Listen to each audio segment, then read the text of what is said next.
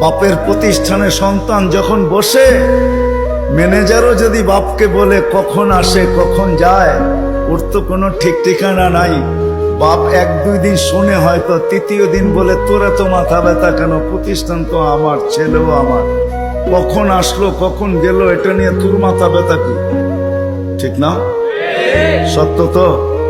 হ্যাঁ সত্য তো? বুঝাইতে পারলাম? এটাকে বাংলায় কি বলে?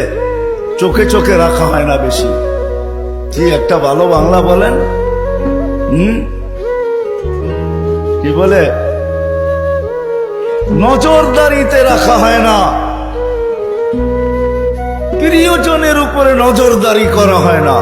কখন আসলো কখন গেল, ক্যাশ থেকে কি নিল কি রাখলো, বাবা বলে নিল তো আমার ছেলেই নিচ্ছে, অন্য কেউ তো নেয় নাই। আল্লাহ ভালোবাসে, আমাদের উপরে নজরদারি রাখতে চান না। এই জন্যই কোরআন দিয়ে আমাদেরকে বুঝাইতে চান, ইয়াফু আন কাসীর, তোমাদের অনেক গুনাহ এমনি মাফ করে দিন।